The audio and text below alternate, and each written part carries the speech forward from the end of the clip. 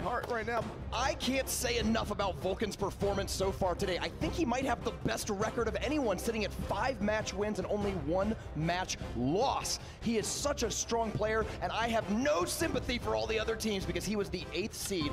Any other of the teams could have picked him, but he fell to the very bottom, and he is showing that chip on the shoulder, he's going to make everyone pay for overlooking him.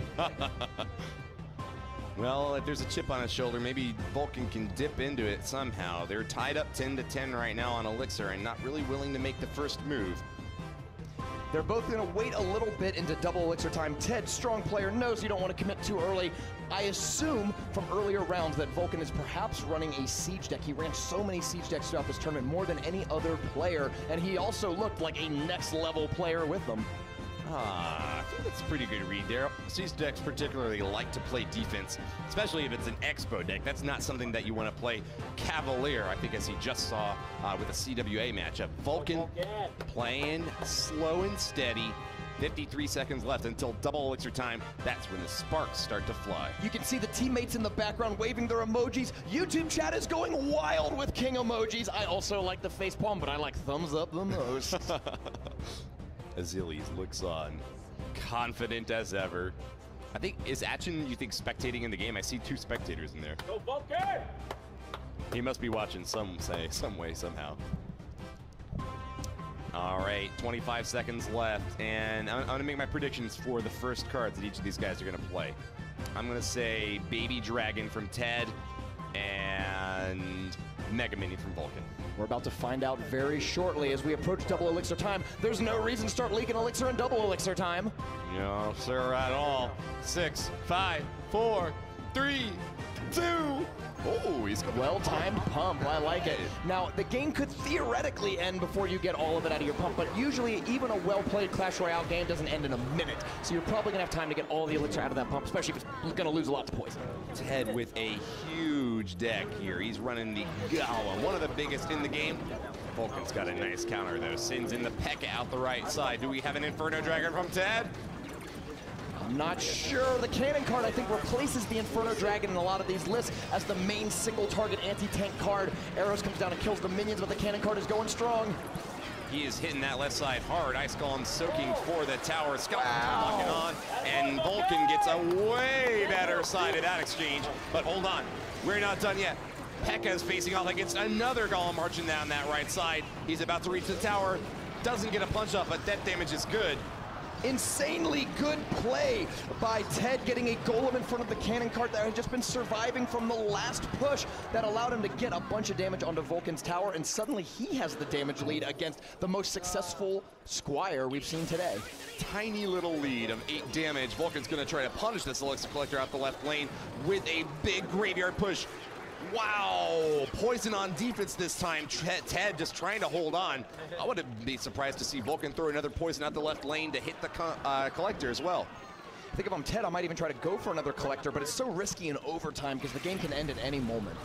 Golem right at the bridge. Cannon card to back it up. This could be a killer push from Ted, but look out! Great another assault from Vulkan.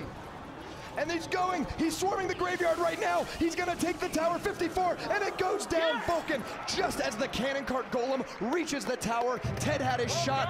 Vulkan knew he had to take that opportunity to take down the high risk, but the highest reward, and that's what you're gonna need to win at this level of play in the future. Hey, if you throw that too soon, though, oh, might turn out that your opponent doesn't play that card at all. And that's where the poker comes in.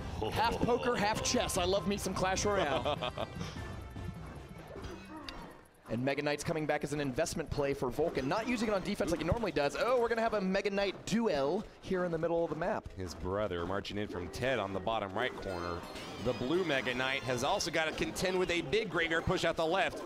Ted sends in the goblins, log rolling through. I don't know if it's going to reach all 3 of them. Does it? Yes, it does! Huge hit for Vulkan once again, forcing the zap out, but the Skellies have already dealt 900 damage to that tower. And I think that the Inferno Dragon is going to look really good in this matchup. This is not a pro versus pro game, but Ted is looking every bit the part so far. Hold on, Inferno Dragon's about to lock. It gets in there, goblins are too late. Vulkan might lose his whole tower. It's locked, and there is no way to deal with that Inferno Dragon. Burn a huge hole in his heart. start because Ted is now up 1-0 over Vulkan.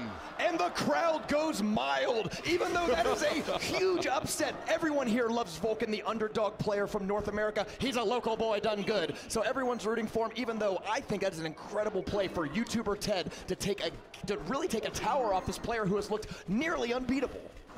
Ice Golem slow down the left lane. Ted's just got to play defense for another minute 26 and he'll get it in the bag. But Vulkan is a great offensive player. And as we've seen before, offense is going to win games over defense.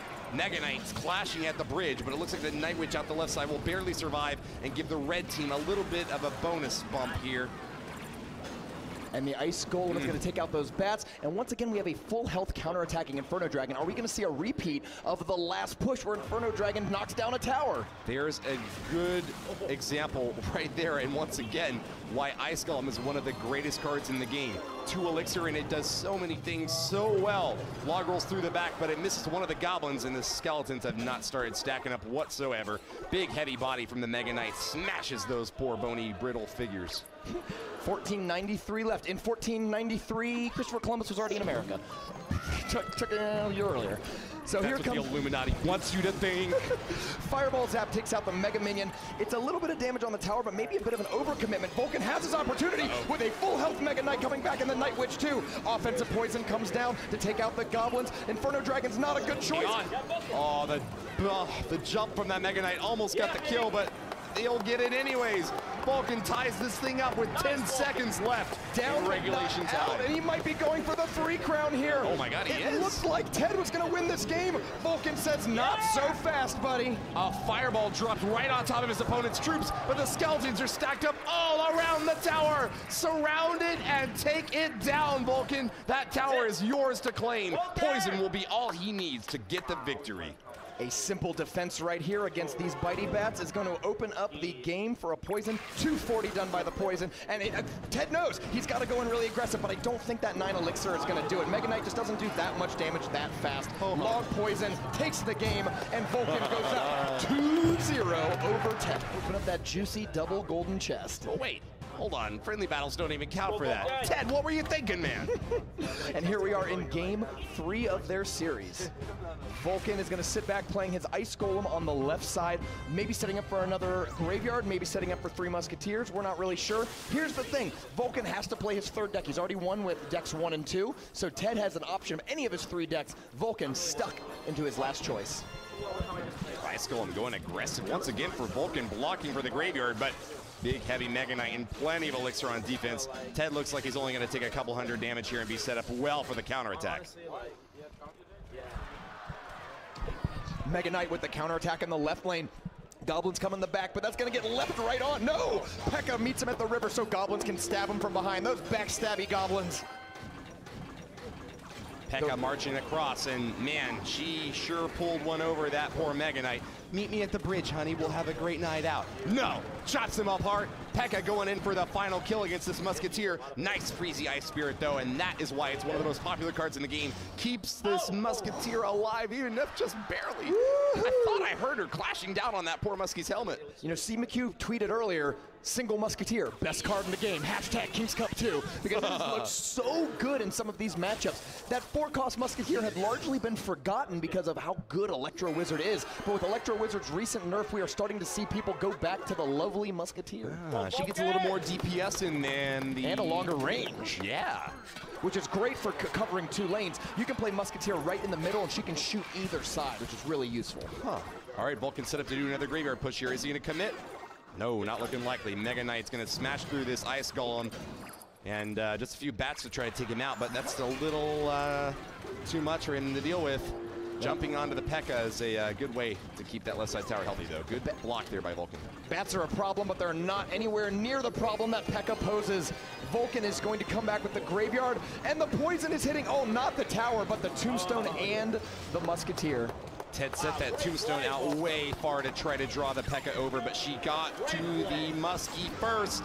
Chops her down, and that's going to be a 1 crown lead for Vulkan. Only 30 seconds for Ted to turn this around. So Ted sweeps CWA, and Vulkan says, keep your hands off my quarterback, and sweeps them back in response. Don't ever talk to me or my CWA again. Yes, that's right. You stay away. The jump comes onto the Goblins. He's going for the 2 crown because maybe there are bonus points. Or not. There could be, who knows? Vulkan's just stunning on these fools right now, trying to take the second one. This might be the last time well, actually no, the last time we see Ted today as he gets swept 3-0 by Vulkan. Vulkan will await his next competitor. I don't want to be mean, Rumham, but Novice League is over. We got only pros remaining now. The pros from both teams are going to be duking it out.